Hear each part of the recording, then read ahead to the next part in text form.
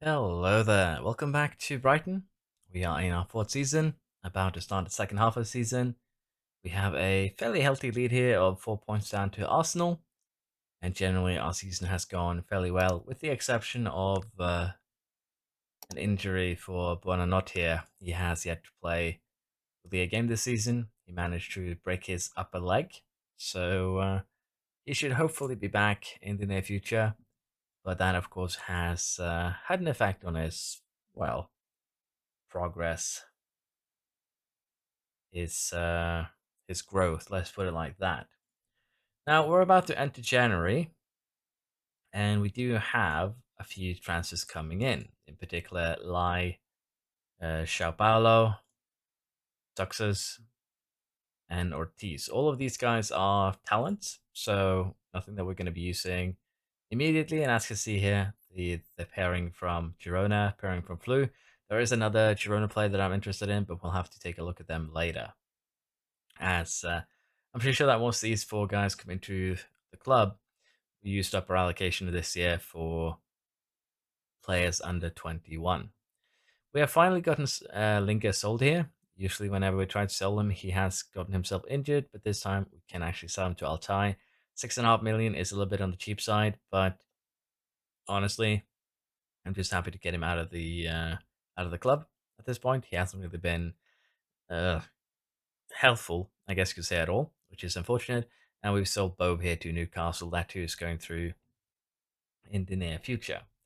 As you probably saw, we do have a free transfer contract coming in here for Roger Ibanez. We are trying to pick him up from Al Ali. It's currently still in the contract phase, though. There's other teams that have interest in him: Liverpool, PSG, Brentford. So we'll have to see if they actually offer him anything before we get that contract through. Now, Ibanez wouldn't actually be a very, huge upgrade, let's be honest. It's more that we're picking up a player for free that could end up strengthening the squad. And as such, we should be happy with him. He should be leading the Premier League. So it's probably not a bad pickup. We're also strengthening our staff a little bit here. As our staff numbers have swelled, we now have 31 scouts. We have a few coaches lacking. We have a few physios to go on, but generally now we are getting very close to having the undisputable best staff in the Premier League. We're lacking a little bit in terms of judging player ability, but honestly, potential is what we are mainly focused on. We have a few 2020 scouts that we use to judge anyone before we make any signings, so it's not really a big deal.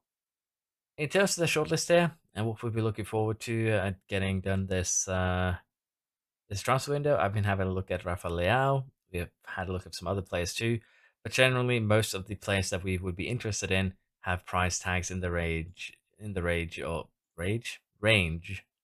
of 100 to 200 million, which is a little bit too much for me. So we probably will not be going for them. We still have a fairly healthy list here of potentials. Among them, Ricky Palasa, which is another one of those talents that I mentioned from Girona, potentially four-star centre back, uh, left back. So we have some potential there, potentially picking him up later too. But as you can see here, I have a ton of talents that I could, pick up if I wanted to. Two more interesting ones here: Alex Bell, who is a midfielder, but he is with City, so he's probably going to be too expensive to pick up. And Kasim Fadi, who I'm pretty sure I've shown before, but seems to be another one of those incredible striker talents. So we might try and pick him up, but that again, we're gonna have to pay 50 million for him. We do have the money, but at the same time, we have so many players now. We only play with one striker usually. We have a little bit too many players fighting for that striker position. So I'm thinking that for the time being, with the price being kind of prohibitive, prohibiting us from really wanting to go for him, we're just gonna wait a little bit longer and see how things goes. Because reporting wise, he doesn't really adapt well, doesn't have well adaptability. That's really his only negative point here. He uh, he has an okay personality too, resilient. So we'll have to see here. I am tempted to try and snatch him up, but we'll have to see, as I said, what we can do. He is most likely going to sign a new contract at 18th birthday, so we might try and snatch him before that with a deal of our own. But as you can expect, that's probably going to be a little bit hard and difficult to pull through. But yeah, we have a pretty significant, again, shortlist. Anyone that goes 4 stars or above in potential, that is under 18, I usually try and check on the foot list here, the shortlist. And so far, we don't really have too many names currently. So I'm thinking of having a look at my scouting list here of different scouting focuses. We actually have a ton of them, and we do cover large parts of the globe, particularly focused on Europe, South America, Mexico, a little bit here in Africa. Probably need more focuses here. We also have one in Saudi Arabia where we're looking for players like Ibanez who are running out of contract because they can actually be converted into a decent chunk of money if we pick them up for free. We also have a scouting system going in Japan right now, as I've taken steps to kind of extend uh, the club's affiliates, basically. So we've added 2 new affiliates, if I can find them. Uh, there we go, affiliates. We've added Kobe here in Japan. Presence of Brighton within Japan will be a major benefit to all merchandising sales, which could help us if we pick up Japanese players as well. And we've also picked up a club in New England. Major benefit to all merchandising sales. Both of these are merchandising affiliates. We also have a connection to Sochaux in France League Two, which is basically an academic move where we're looking for talented youngsters. Brighton may benefit from some of these players coming through the U team ranks. So I'm experimenting a little bit with this. I've never really messed much around with affiliates before, but we have seen a sizable increase in our income from merchandising, and we can actually have a look at that quick here. So merchandising down here, currently we've already, at the halfway point of the season, made almost twice as much as we made last year. Of course, some of this is from us bringing in higher rated players like Sergej Milinkovic-Savic. He is, as one might expect, highly rated. He does bring in extra income due to that because he is a older icon. And the same can potentially be said for Luis Felipe, but generally bring in more, how should I put this, more established players is probably helping on our shirt sales and general merchandising sales.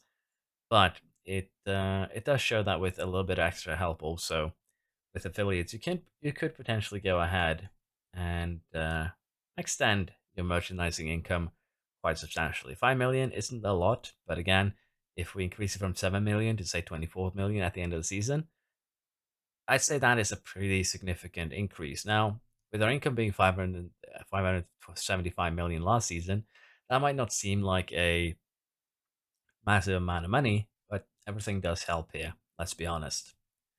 Now, in terms of the transfer window itself, as I said, I don't really have any other targets right now other than Ibanez. Most of the targets that we could try and go for that has an ability that would improve the team has, as you can see, a pretty insane costs in terms of transfers. So for the time being, we'll kind of just play it slow. We'll see if any potential, huge opportunities pops up.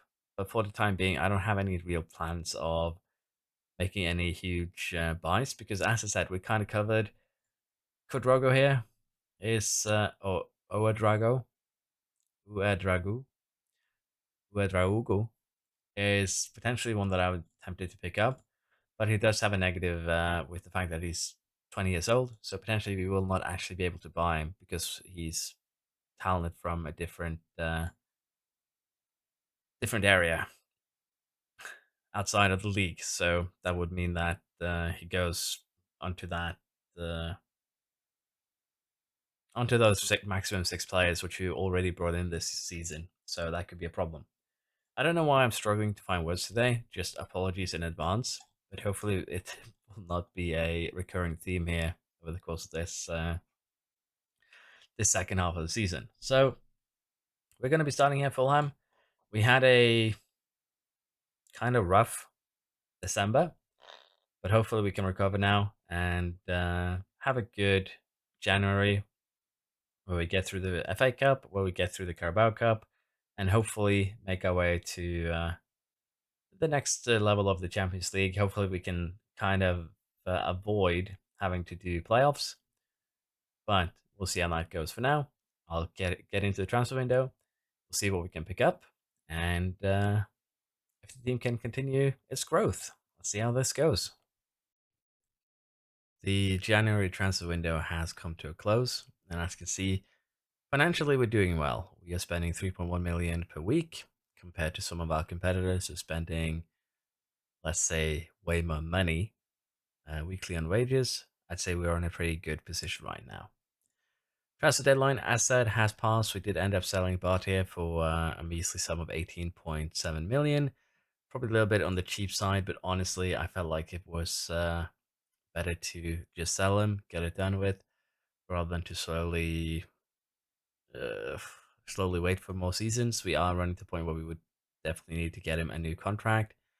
We have also sold and loaned out some talents, Puentes and Ian Price, for instance. Both of those have been given loans. They haven't really been given much play time, and we'll be dealing with that as we go. Felipe here complained about match time, and I agreed to send him out on loan to Porto. Potentially here, 58 million future fee. But again, it's kind of doubtful that we do get these future fees that we are hoping for. We also managed to sell Adrian Masilu for a decent chunk of money with a carry-on fee. If Alraid here end up making more money on selling him in the future, so we should be very, very happy with how that has gone. Unfortunately, no real transfers there coming in except for the talents that we already knew, and another talent here in Christy Irwine, who mainly I want to just pick up for the name, but also the fact that I found so many interesting Scottish talents here, and he's added to the list of interesting Scottish talents here with 3.5 stars.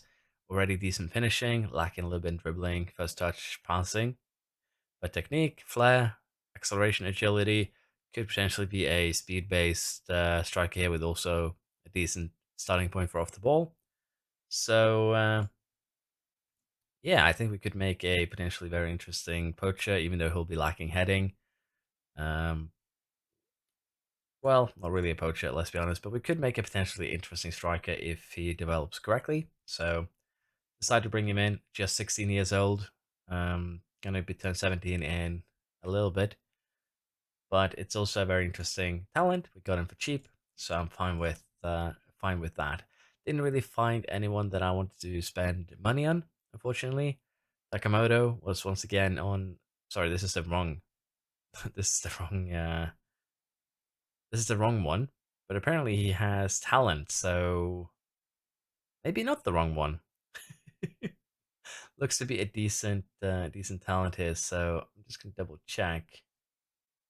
Uh, let's just get a proper scouting on you just to be on the safe side here. URS Fisher is usually the one that we do that with, but yeah, good talent. Nunez, Hoyland, we have a bunch of the regular customers, if you will. I'm a little bit surprised that we found an interesting, potentially interesting youth here that I don't think we've seen before, and we'll go ahead and put him on the shortlist. He's O'Rourke, I believe, is potentially in that same vein. Interesting youth. So we'll go ahead and do the same thing there, put him on the shortlist. Sometimes they just pop out of nowhere, kind of like we've seen here.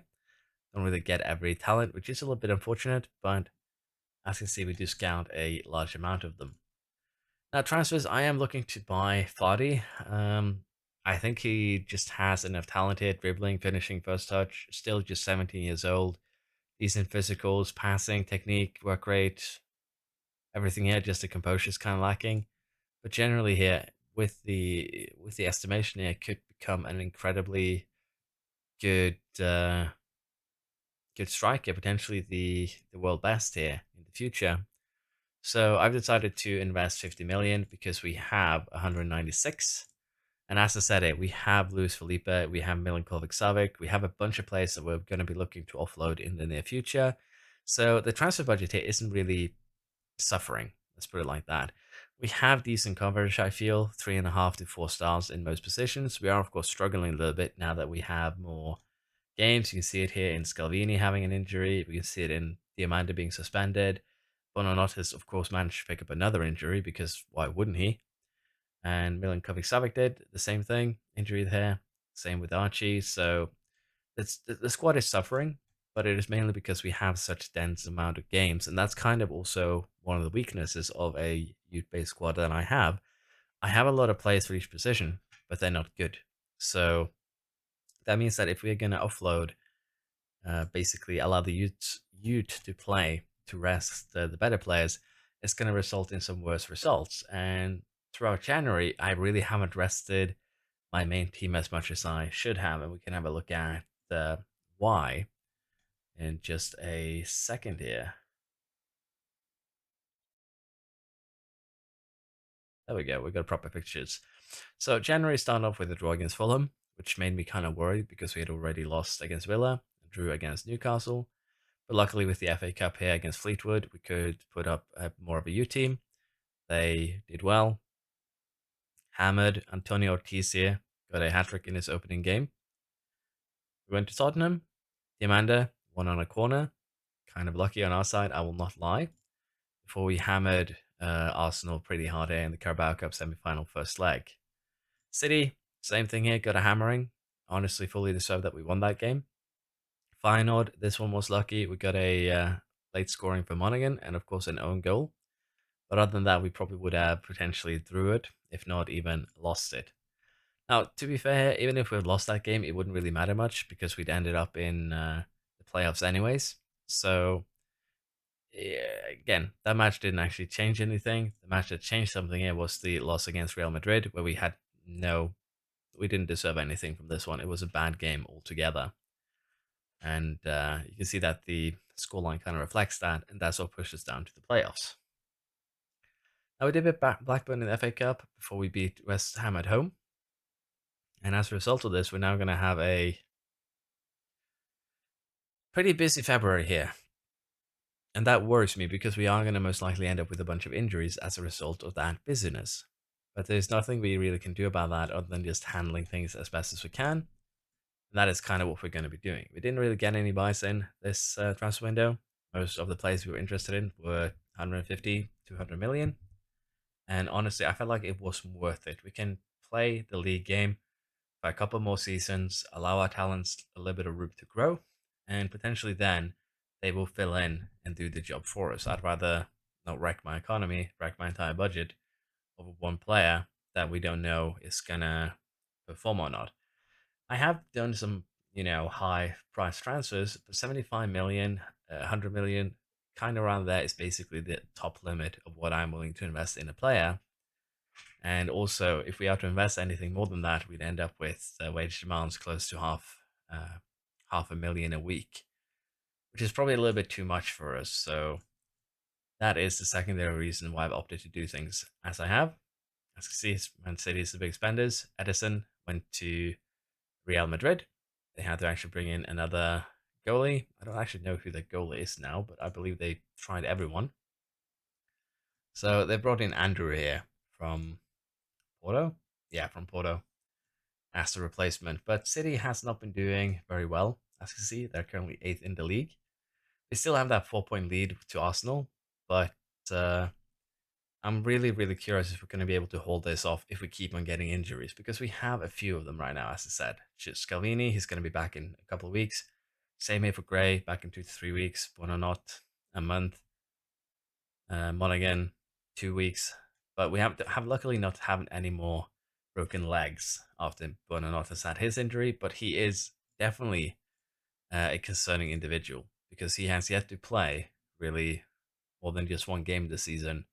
That was even just a substitution to get him back into get him back into match sharpness, and even then, he went immediately back to being injured again. So we'll have to see if he keeps on being this injury prone. I think we'll just sell him due to that because we have potentially players that we can get in to replace him with. Birds, for instance, is option. We have plenty of them that we could, as I say, bring in if we really need to. Let's see here. Wait a minute, Schlotterbeck. I should probably have brought this guy in. How did I miss this guy? Better than Scalvini, 75 million. no real negativity here. He could definitely been something that we should have brought in. So my bad, I guess. But yeah, we might bring him in the summer. He's 27, so we still have time. But yeah, that is the current situation. We'll try and deal with things as they are, and hopefully we can have a good February and March. We do have an interesting youth intake to look forward to. It was three potentially good players here, a good intake, attacking midfielders, and two forwards. So maybe I shouldn't bring in Kasim. We'll see though. 56 million is expensive for a youth player, but again, if he's going to develop into the world's best, it's probably going to be more than worth it. We'll have to see though exactly how his development goes. But for now, I think I've decided that we're going to pick him up. So we made our way to the finals of the Carabao Cup, and as you can see here, in terms of who we beat, if I can figure out the stages, third round, three, there we go. We start off by beating Coventry, before we beat Everton, then we beat United, and then we beat Arsenal 3-2 on aggregate, before we ended up here facing Sheffield. So Sheffield did have a little bit of a simpler path than we did. Aston Villa probably being their biggest challenge, but we did beat United, we did beat Arsenal, so I think we deserve to be here. And before we go into the cup final itself, I thought we'd just have a quick look at uh, well, how things have gone. So currently, in terms of our injuries, they're not looking too bad. Most of them are coming back from the injuries they suffered. The uh, the exception here is Mitoma, who has now suffered an injury during our 4-0 win over Villarreal, and that ain't too good. But there is nothing we can do with it. Kerkese has actually asked to leave because he wants a new contract, so I put him up for adoption temporarily. I don't actually have plans to sell him, but I know that sometimes when they get interest from other clubs like this, they will sometimes just go ahead and stop being unhappy, which is interesting. So we'll have to see what we do here. If worst comes to worst and his unhappiness doesn't get sorted before the start of transfer window, or the dynamics take a huge hit here, because right now we don't really have too much of a issue here with the dynamics, and so far it's only Baldasani that really agrees with Kerkez. Um, we do want to keep him, but he wants a 200k a week contract right now, and honestly, it's a little bit too much, because that is kind of the problem that we have right now. We have a bunch of players who are between 50 and 100k, and most of them are demanding contracts in the 200 to 250k ranges right now, and that is a little bit too much. If everyone is to get another, let's say that the starting 11 gets another 100k onto the weekly paychecks, that's going to add up to an extra million a year, and I want to try and avoid that for as long as possible. I have been playing basically contract and happiness bingo, where basically Ferguson, Mitoma, they change from being unhappy, and I just tell everyone that, oh, Ferguson came with same concerns, and just go, okay, no problem then with everyone else. The exception here is Kerkes, who did not fall for that. So we'll have to see how we deal with that scenario. But for the time being, it is what it is. Worst case scenario, we will have to hand him a new contract in the near future. But hopefully we can maybe avoid that. So we're currently in February. We had a loss here against Arsenal in the second leg, but we won 3-1 in the first leg, so it didn't really matter. Beat Norwich 5-1, beat Liverpool 1-0, which is kind of lucky, honestly. And then because we had Villarreal game here, I did pretty much a B team here, because we're playing Sheffield, who is currently 18th in the league. So I'm pretty sure that we're going to win this Carabao Cup pretty substantially here. You can even see the B team: Turner, Jones, Duff, Ortiz, Aswell, Acebal, and Monaghan. Started with a bunch of the younger crowd here, and unfortunately they got a penalty that kind of screwed us over. But draw here was actually the best result, judging on how the game went. I gambled on too many youngsters at once, and it really backfired, particularly with Xiao Paulo in goal as well. Nothing much we can do about that, though. Again, I did want to kind of focus on the Champions League knockout playoff here. Probably probably valued it a little bit too highly, in my opinion, because we hammered them. Mitoma got injured. We even had a goal disallowed. And as you can see it from the stats here, we definitely deserve to win it. So probably again got a little bit too hard, went probably a little bit too hard into it, but it's not a bad result. Next up, we have the cup final, and we'll see how we do. I'm probably just going to use the replay feature to sum up the goals. I feel like that is better because otherwise we're probably going to end up with episodes like 2-3 hours long. I'm already pretty bad at keeping things concise, so we might change that up in the future. I feel like the Carabao Cup final here, in a game that we're supposed to win, isn't super important, but the Champions League final, for instance, would be different. FA Cup too, for that matter. But let's get this done. Let's see how we do.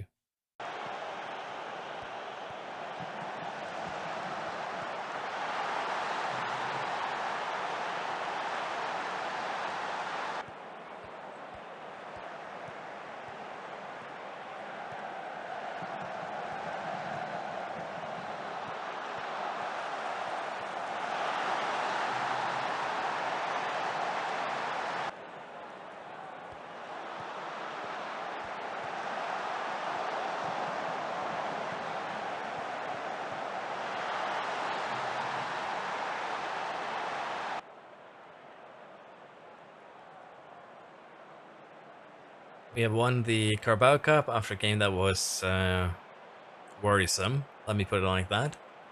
But we did end up winning the Carabao Cup title here. Probably deserved, but as I said, I was very concerned that at certain points during the game. But at least we now have the first Carabao Cup of this save in our hands, so we can be very, very happy with that. Some celebration is ongoing. Next up, we're going to have Villarreal and also the FA Cup game against Liverpool. Looking forward to both of those. Hopefully we can keep this sort of form going. But yeah, we'll say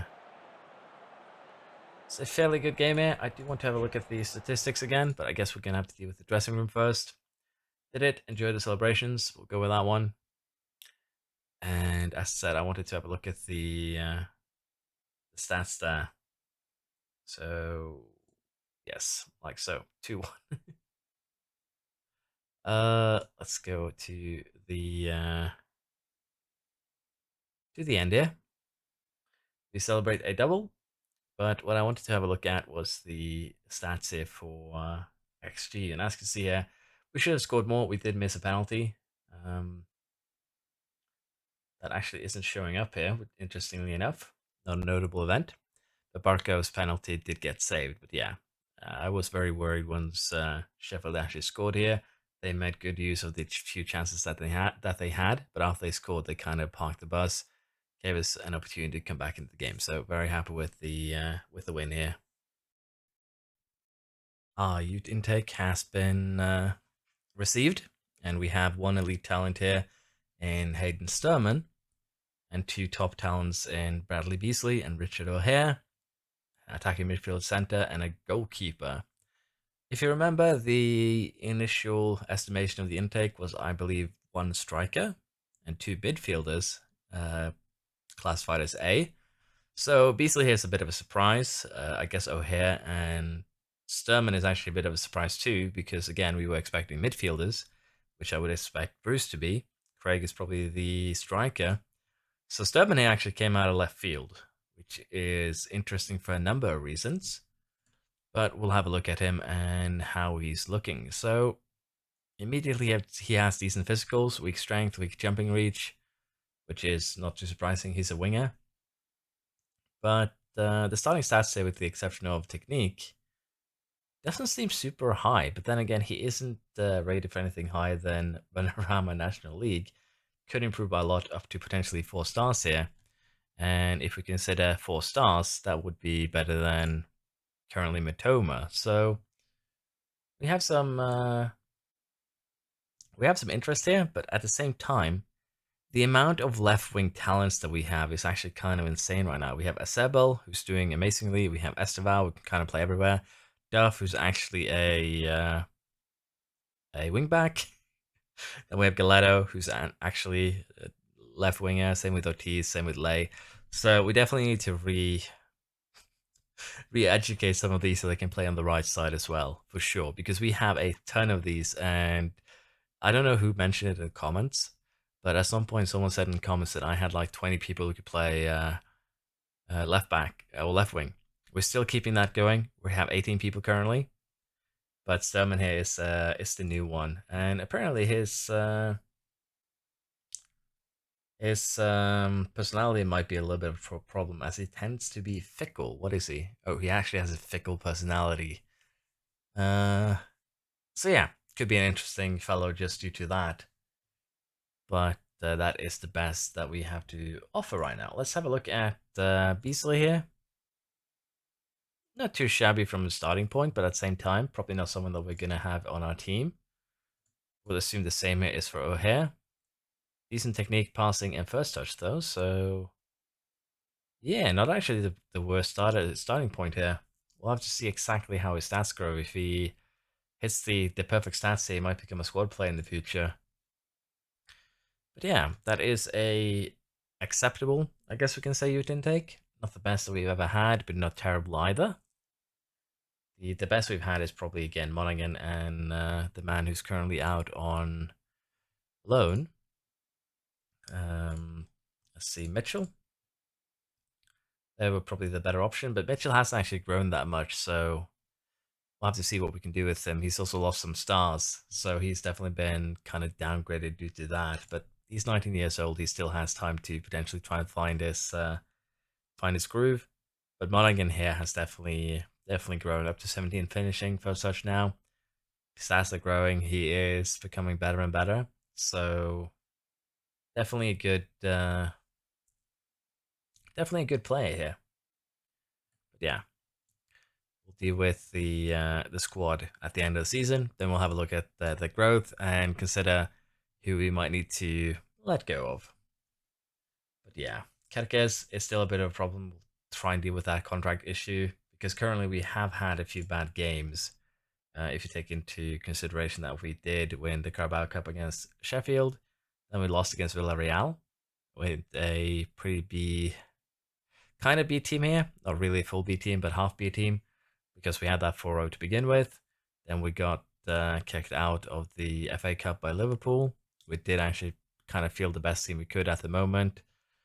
We have Mitoma out with damage. We did win 1-0 against Nice. And then we drew against Leicester, which again, a pretty B-spec team here due to the return game, which also ended 0-0 with a pretty top team here. There's not too many other players that we could have put on that would be, better options. And we did win 3-1 against Bournemouth here. Bournemouth. I don't know why I can't speak. But we did have a good game here. And hopefully with that, we can now do a little bit of a charge here to, well, the end of the season. Currently, we are 3 points ahead of Arsenal, but Arsenal has one game less played. And we are actually going to be facing Arsenal here at home in just a few weeks' time.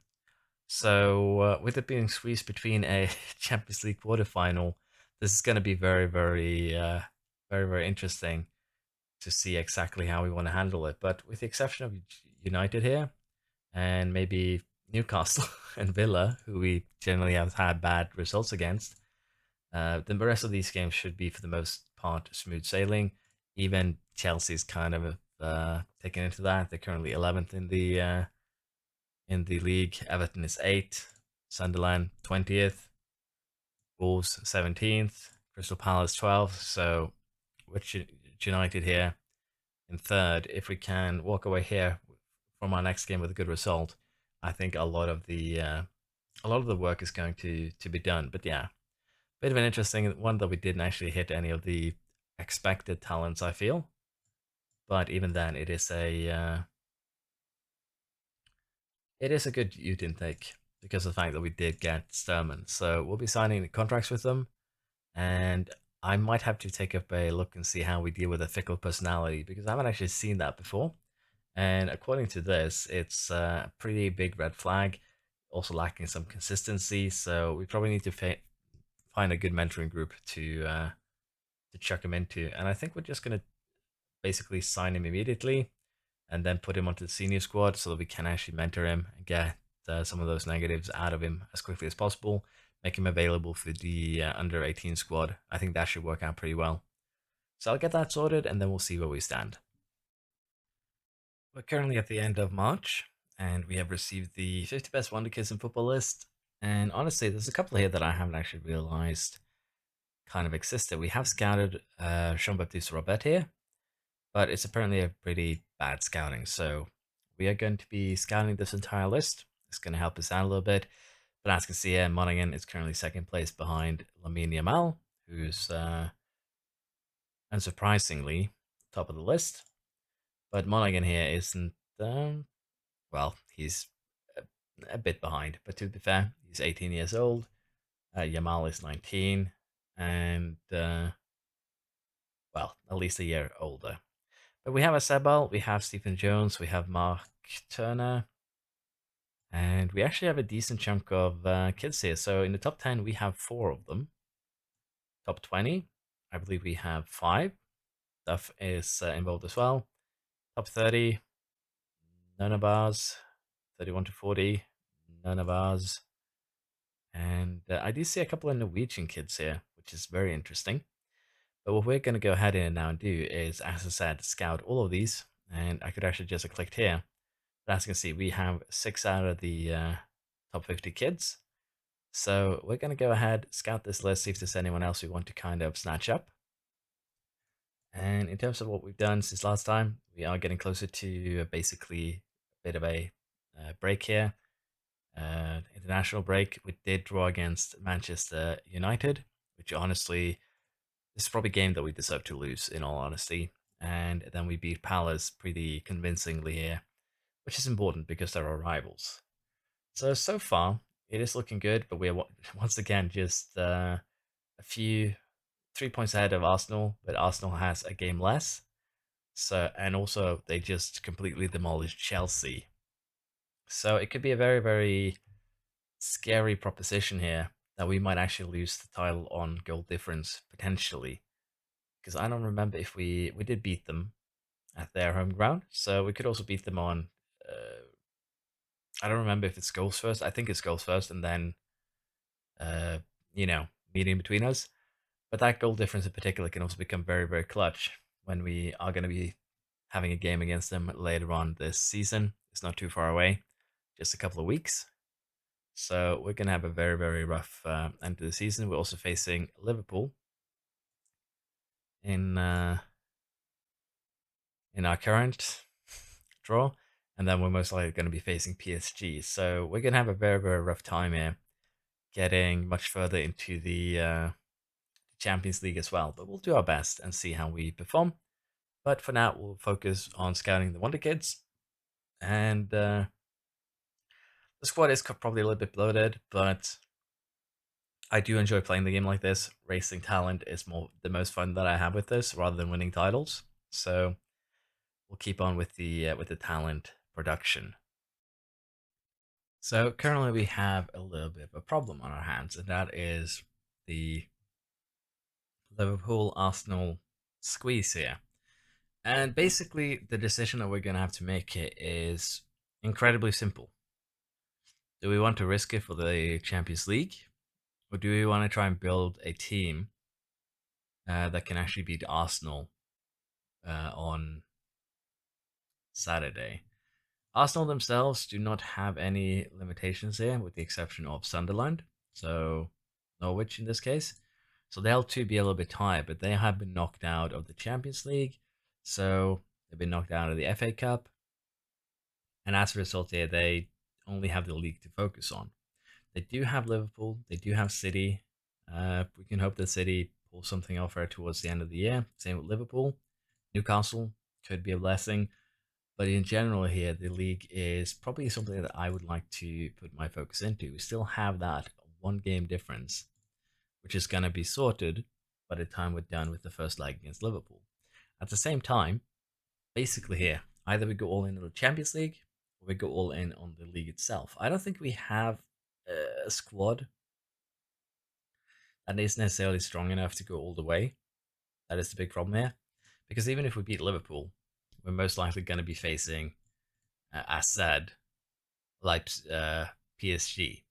And they are most likely going to crush us. So what I'm thinking is that we kind of relax our best players here. Liverpool is still strong. They are the third team in the league. But we don't play our best players. We basically allow Neves to rest for one. Put on Archie Gray in his stead. And that should be fine to just play one of them, basically. But we are definitely going to want him to rest. We do have actually a pretty deep squad this time around. We are going to want to have Scalvani rest, Patterson. I don't think we can afford to have Patterson resting. That's the thing. We can play Kerkez and Barco. Barco 2 needs a little bit of rest here. It's 2 days now until the game. So we do have a little bit of a conundrum. Ferguson, it's also kind of tired. But I think we'll go and have a look at match day. But what I'm thinking is, as I said here, that we'll play kind of a, not a maximum team or the best team that we can field, but a team that can cause at least a little bit of problems. And we do put a little bit of focus up ahead going against, in this case, Arsenal. That we focus on that game a little bit.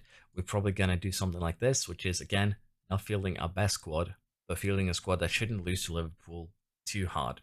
And we might also change up our strategy to say a more defensive one, where we move, say, even another one down here, for instance. Play something a little bit weird, like this, to kind of change things around a little bit and potentially give us that little bit of extra chance. It's probably not going to work as well as I hope, but we do have options here with different strategies where we can move, again, just move both of them a little bit further down, play the line. This is probably a little bit too rough here. It's been a while since I last had a look at this one. Basically, lower defensive line, a low block of engagement, and kind of play the counter. And I think we're going to try that with this strategy, just change things up a little bit. Is it going to work out? Maybe not. But I think we kind of have to in order to focus on the league. Because as I said here, Chelsea is going to be a bit of a tough fight. We have actually a bunch of potentially tough fights here, particularly Newcastle, Villa. Luckily, both of these are at home. Sunderland is going for the relegation. Everton is, playing well currently. Chelsea is not too great, so I think we still have a very, very good chance of taking the league here. But it's going to rely on us, at the very least, drawing against Arsenal. We have to either beat them or we have to draw. Anything else is not acceptable. Let's put it like that. Before we get into the next game, we have gotten a bit of an interesting scouting report here from our basically 2020 scout, and that is on Herbert Delevadov, who is a German professional, which means that he needs to be 18 before we can sign him, but he does have a slight interest already. He generally is very positive, adapts well to living in another country, fair amount of pace, play a couple of positions, matches his new signing objective. He has a 38 million fee release clause, which probably we're going to go for, but he's also a professional individual. He also has 4.5 potential stars here, and as a 17-year-old, he's already very, very good. As you can see here, most of his interests are good stats here: 16 passing, technique, vision, teamwork, off the ball flair, decisions. This guy could become a real, you know, top of the drawer passing player or playmaker is the word I'm looking for. So we're going to go ahead and try and make that deal go through. And as it stands, because of his age, he is not going to be coming until January next year. But we do have still a little bit of transfer budget to go on. We have made a few transfers for next year. Might as well have a look at them quickly here before I forget. And if we take a look at the future, well, we have future transfers. There they are. We have Vardy coming in for 56 million. That is pretty straightforward. Again, probably the best striker talent in the game currently, I would think. So we're bringing him in. But we're also bringing in Roger Ibanez here. He's coming for a free transfer. He's just free transferring from Al Ali. And he'll be basically central defense boost. Nothing too major there, but he's free. And the same can be said for Viti, who's a little bit worse for wear. But I wasn't sure if we were going to lose all of our defensive midfielders, so we just brought him in as a bit of an extra one. This one is probably a little bit more of a miss, though, in my honest opinion. But he is coming in for free, and I think we can still make some money on him, which is basically why we're picking him up. Now, with that said, I do want to try and pick up Daledov, because he is potentially uh, one of the better playmakers the game is going to have in the future here. Attacking midfielder, advanced playmaker, attack, support. You can basically use him for anything. And with a professional personality, no problems with adaptability, he's probably going to develop incredibly quick, kind of like Monaghan is doing. So I'm really, really looking forward to bringing him in. And I think we can do that pretty quickly because, again, the signing is in January. Even if we brought in all 6 of the youth players that we can this year, it shouldn't be a problem because it'll go on to next year's quota. And Fadi is already 1. This guy will be 2. And I do have a habit now, actually, kind of filling up that quota potentially a little bit too soon. We are probably crowding our team a little bit with way too many talents, but it is what it is. I'm happy with it, and I'm also considering, as you can see here, bringing in Asan Quadrago because he is also very very good. Can kind of fill in a lot of the positions here, even playing as a winger on the right side, and that will allow us also to say let go of Milinkovic Savic here, who is still really really good. But if I can cash in on a 32-year-old, I'm going to do that. And it's also going to allow us to release some of the kind of fillers that we have currently on the midfield. And when I say fillers, I do talk about Vetlesen. I talk about Lewis Skelly, although he is kind of decent. Um, Basically, the players that we currently have just to fill the numbers. And we'll have to see what we do with Kerkis here. Because the thing is, he still has 3.5 years, well, 3 years, 3 months on his contract. So unless he becomes super unhappy, we're going to try and keep him. But if he becomes a problem, we might end up letting him go. But it'll depend highly on how our wingback talents develop, honestly. So we'll see how that goes. But I think all 3 of the players that we're going to potentially pick up here are going to be good talents. We do have still 150 million of the transfer budget remaining. And I don't think it's going to be a problem to kind of do what we did last season, where we sell a lot of players to get a kind of huge transfer budget again. So with that, we'll power through the Liverpool game, and then we'll get ready for the kind of season finale in the league against Arsenal.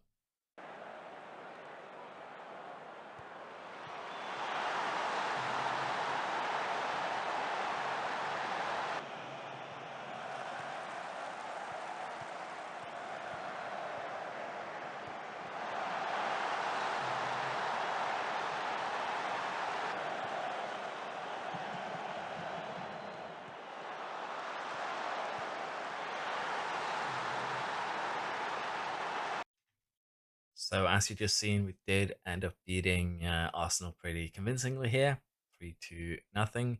They did deserve probably a goal in the beginning there that could, of course, have turned the game around. But Ferguson even missed a bit of a penalty here. Did make up for it though. And honestly, this is looking very, very promising now. But we have a bit of a negative news here. We did lose that first leg away against Liverpool, but we managed to score 2 goals, so it was 3-2. That is massive in our favor because, again, those are away goals. And to be fair here, we didn't really deserve anything from this. We were down 3-0, trying to hold on. We switched back to our kind of regular strategy. That did net us a couple of goals here, so I kind of do regret trying to play it a little bit differently. But if you look at the XGs here, we didn't really deserve anything from this, even if it did get a goal disallowed for offside in the beginning. So I feel kind of bad, but we do have another game against Liverpool, and with the squad that we used right just now against Arsenal, we might need to rest some of our more key players like Patterson, like Neves, Archie. So we might have put ourselves in a bit of a pickle here when it comes to the return game itself. So let's see how it goes. We can always hope that we perform to a level that we can be happy with. But if we do lose here now in the Champions League, it is basically because I really, really wanted to make sure that we had what was needed in order to kind of beat Arsenal here. It is also interesting to have a look at the SG table here because it's telling us that we are kind of overachieving, I believe. I'm not completely certain how these numbers are supposed to work, but I believe they do tell us that we are overachieving a little bit. We're expected to have 63 points. We currently have 76. And the same it can be said for Arsenal, a few other teams, but generally here it's probably as expected. We have done fairly well on the XG for goals, XG for against. I stupidly thought that the XGA was assists for a while, so I'm new to this XG system, so I'm still learning to keep that in mind. But yeah, we'll have to see how that second game against Liverpool goes. If we can pull something off, if we can't, it's not necessarily a bad thing. But if if we can't do that, then Liverpool's knocked us out of not only the FA Cup but also the Champions League. So honestly, I think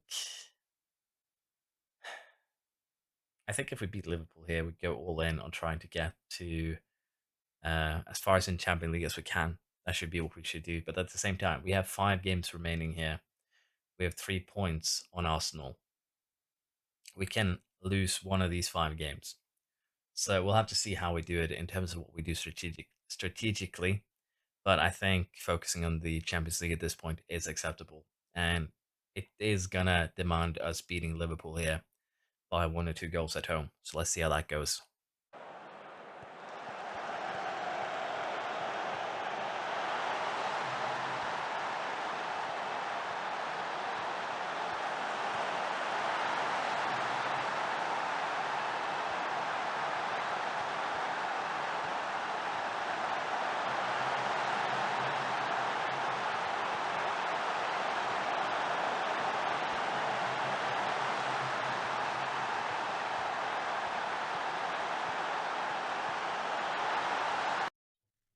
So as you've just seen, the return match against Liverpool went incredibly well.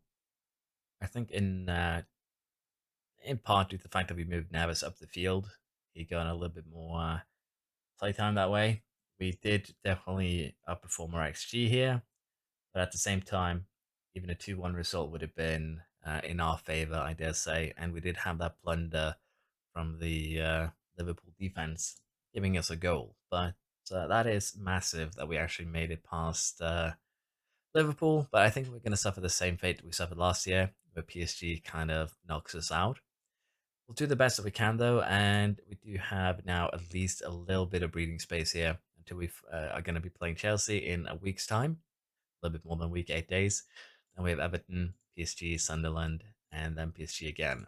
Having Sunderland in the middle of 2 PSG games is both a blessing and a curse because Sunderland is still last in the league, I'm pretty sure.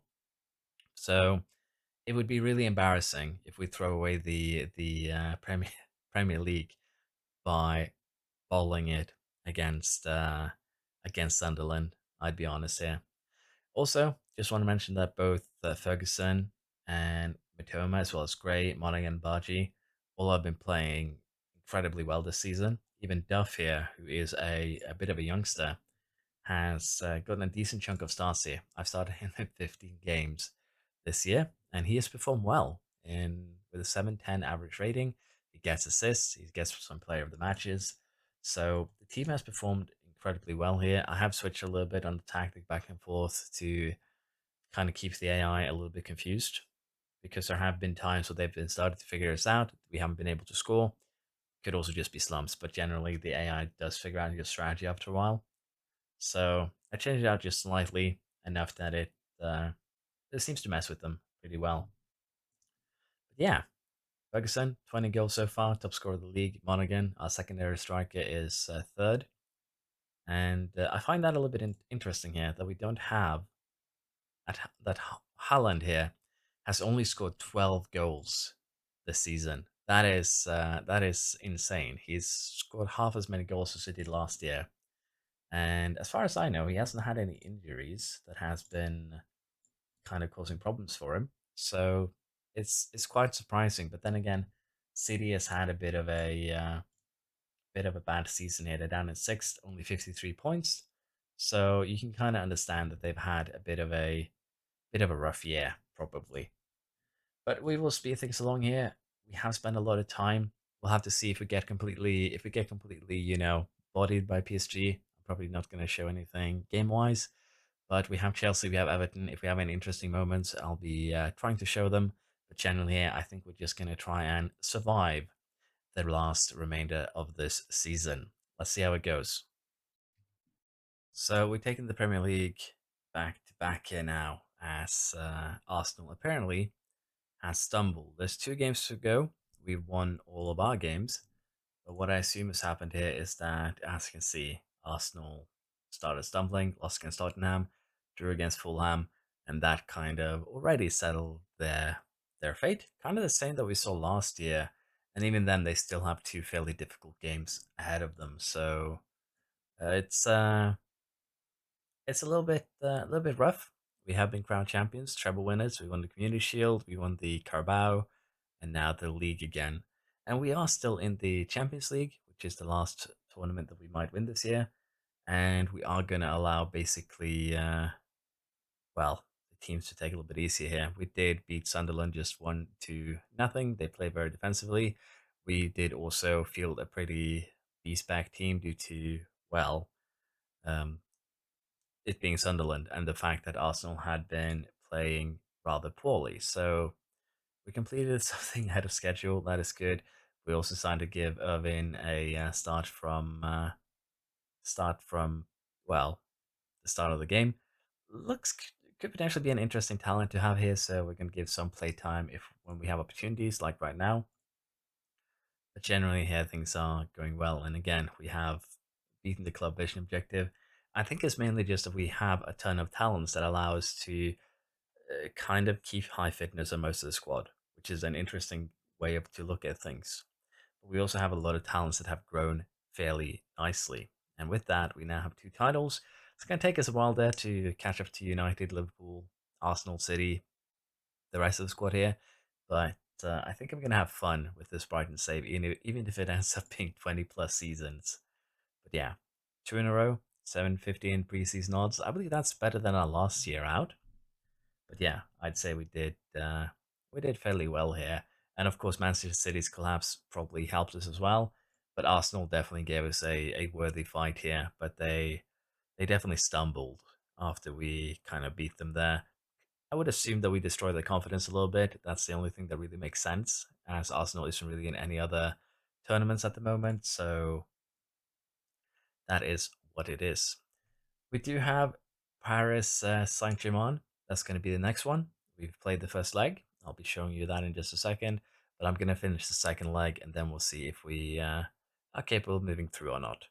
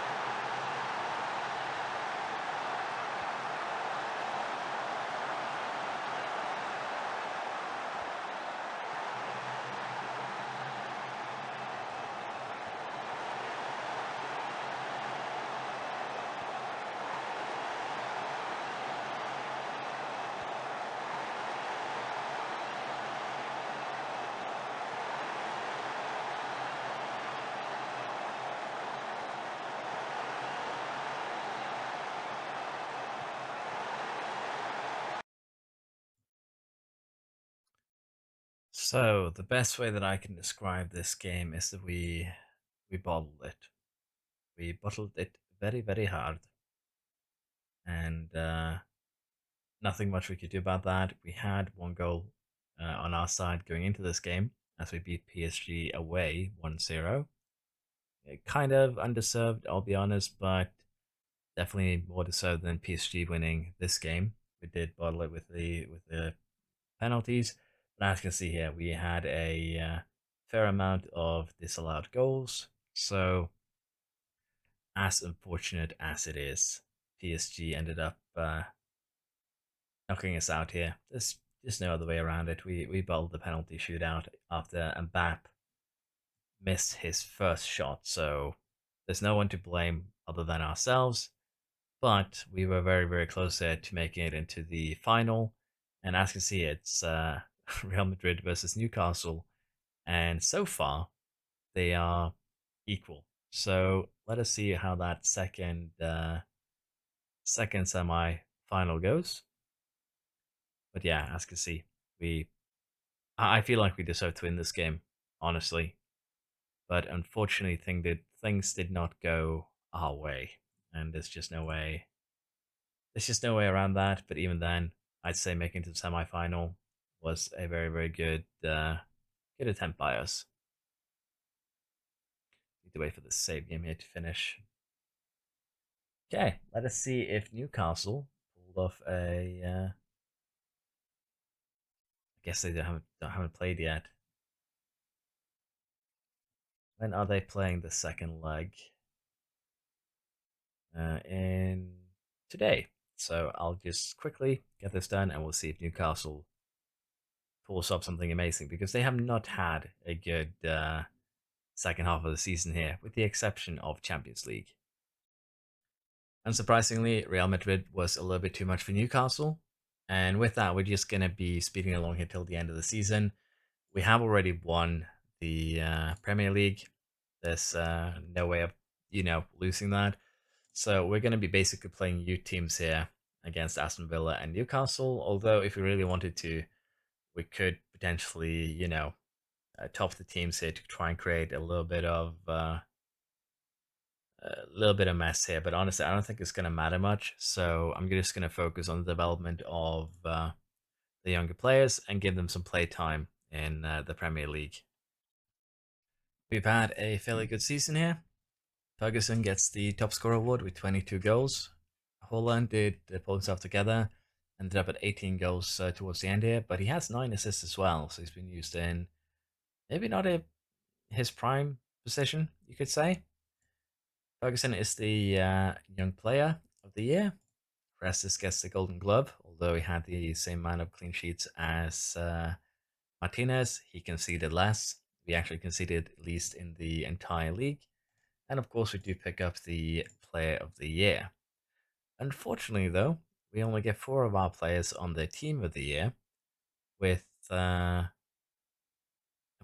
Arsenal claiming the other 7 spaces, which probably also is due to the fact that we have a lot of rotation in our team, and we also do play a lot of young players. They do get a lot of play time, particularly basically every game that isn't against one of the top 10 teams. I try to have 1 or 2 youngsters on, and you'll actually see just how effective that is in terms of development in just a second. But we are going to go along here, speed till the end of season kind of summary, and then we'll take a look at how our talents have evolved over the course of the season, how they've progressed. But generally, here I am kind of happy with how the season has gone. Just a shame that we couldn't do more in the Champions League. Here we are with the end of season review. We got the Premier League, the Carabao Cup, and of course the Community Shield. Now, the new arrivals here is probably going to be a fairly lengthy list. Board apparently was very happy with Irvin, but we'll have to see how they developed. Not too happy with Ortiz, but as you can see, Ortiz has actually done fairly well in the 4 opportunities that they've gotten. So we can't really complain too much. Galedo also done decently, 12 appearances. Szymanski doing alright for the price, but again, probably going to be leaving the Gaze pretty quickly. Sebal here, the signing of the season, has actually developed incredibly well. It's been given 32 appearances from the start, 5 as a substitute, but he's basically now skilled enough to kind of warrant that. But yeah, I feel like we've had a lot of good signings here. But we'll have to see again, of course, how they develop. Lay has yet to get a chance here, really, because we have a lot of cover on that left wing. So we'll have to see what we do with that. We're probably going to start loaning players out in order to kind of make up for that. And we did actually end up winning most of the games towards the end, even the ones where we took it a little bit easier. So, with the exception of the Champions League result, we actually had quite the magnificent end to the year here. Unfortunately, with the result there, but what at least is very happy with how we did in the Premier League. The Champions League, we did get knocked out by PSG. I don't know if this is actually accurate though.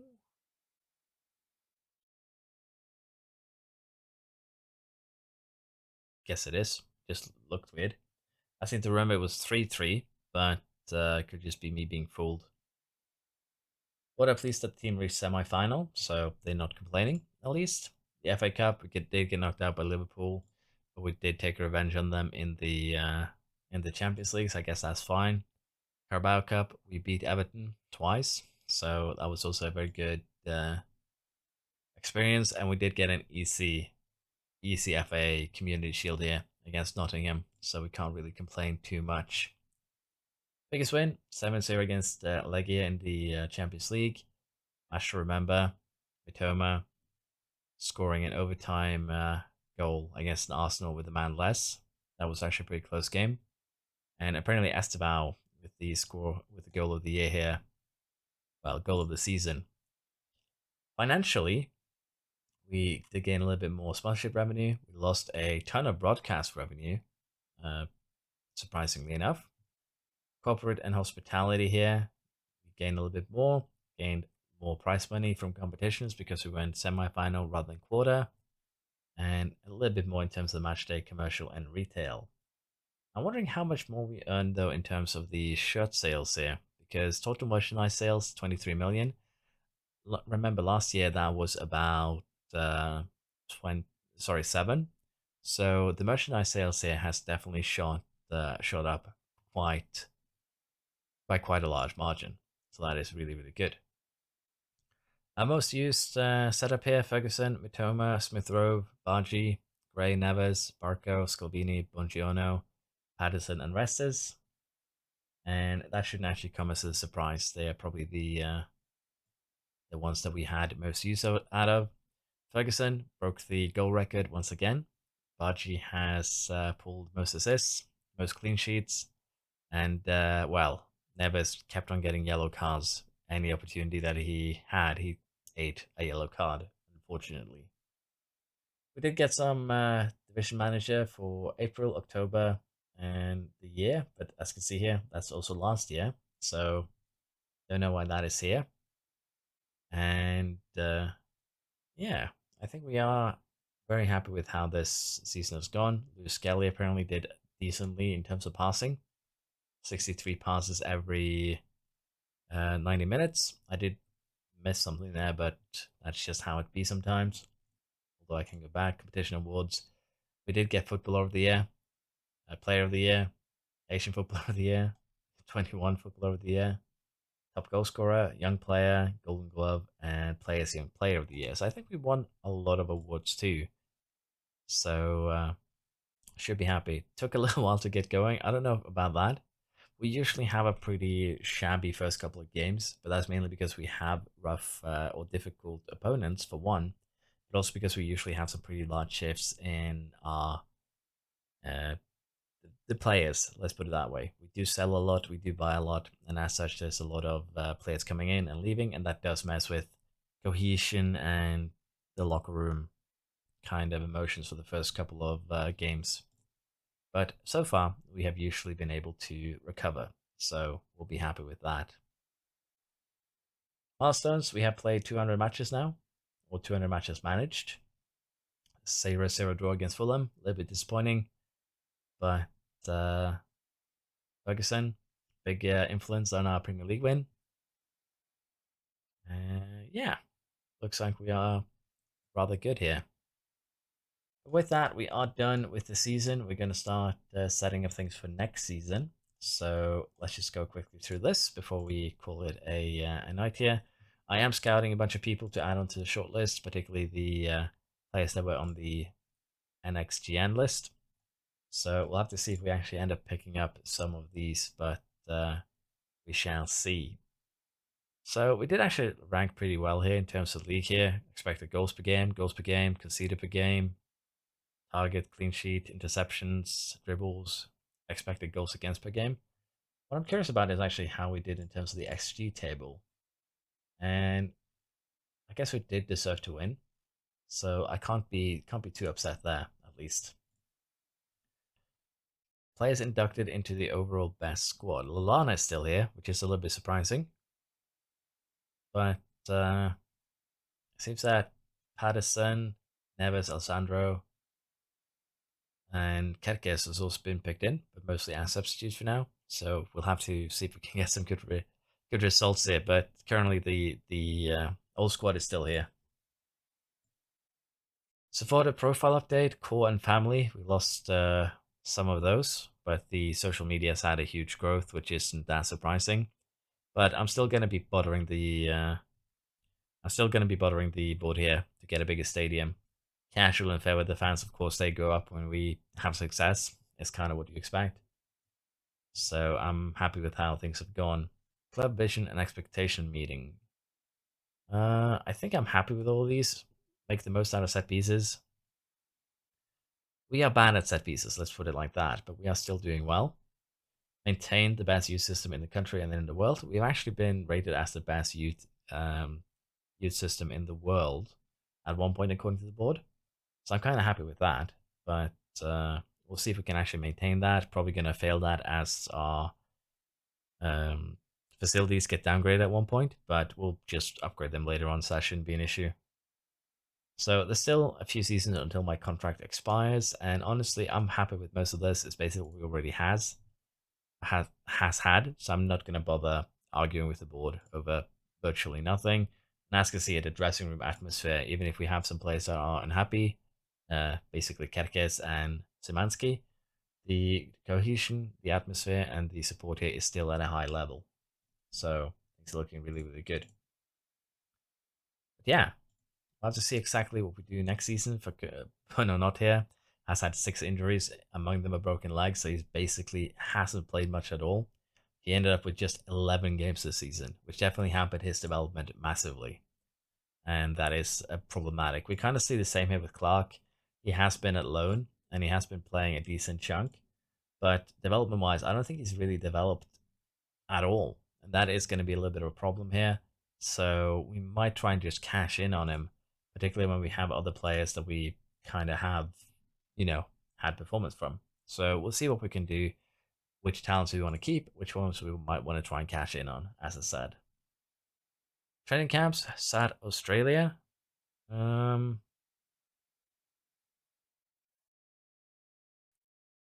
think we want to go to Japan, honestly.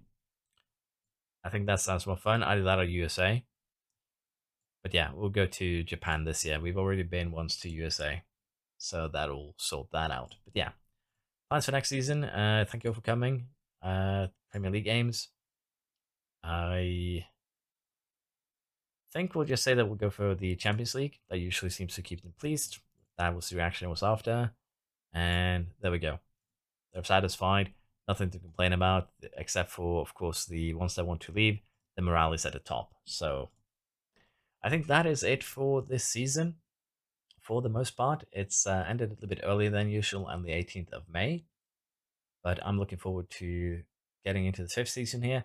Maybe then we can snatch the Champions League, but it's probably going to require us to get a couple of improvements here in terms of the squad. We have some players coming in now in the future. Vardy, we're bringing him in. We're bringing in Wadrago, who will basically be taking over as potentially a right winger. We'll have to see, but he's not a bad player. Potentially a bit on the expensive side. And interestingly enough, here we also have Daleva Dove, who is already a squad option, but could potentially grow to be the key option. So could be a very, very interesting buy there. And of course, we do have Ibanez and Viti. I don't really expect anything from either of these. We'll just have to see if they fit into the system and if they can be usable. And even with the 50 million we've used here, we still have a decent chunk of money remaining.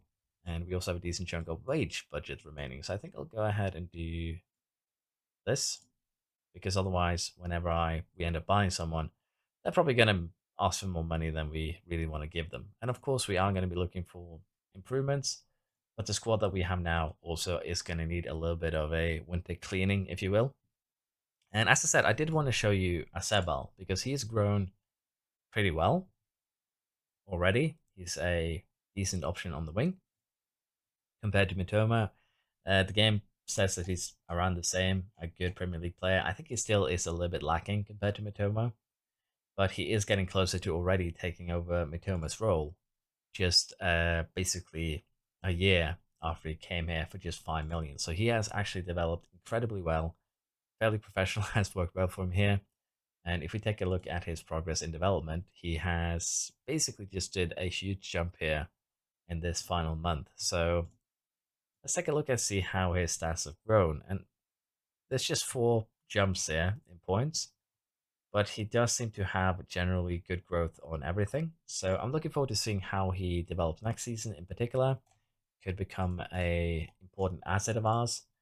And while it might be considered wrong the way that I'm doing things here by keeping players on my main team to give them basically first team training while still having them play for their respective under 18s, under 21s, I just find that it's easy to keep an eye on them and also give them some playing time at a higher level. Most of them haven't been able to really get much of it, with the exception of course, Sebal and mainly here Monaghan.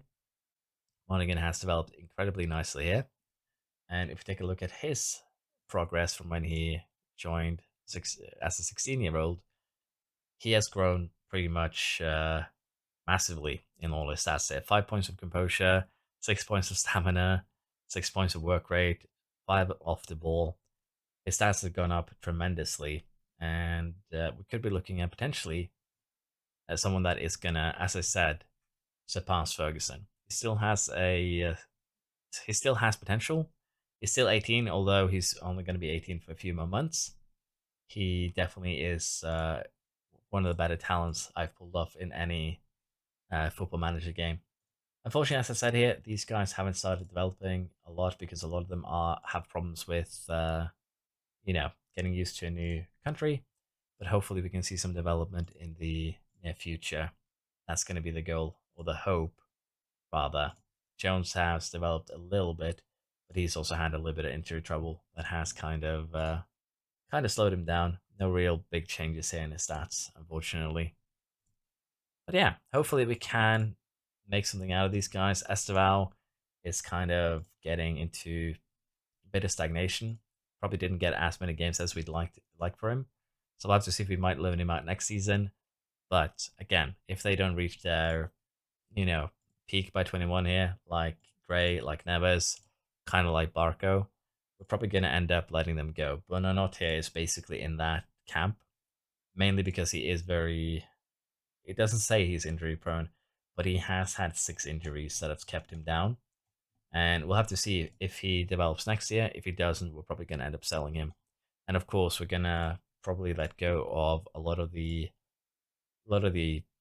players that we haven't really used too much here, like Betlison, Szymanski, Milinkovic Savic, players that are getting older that we want to cash in on before they start to degrade too much.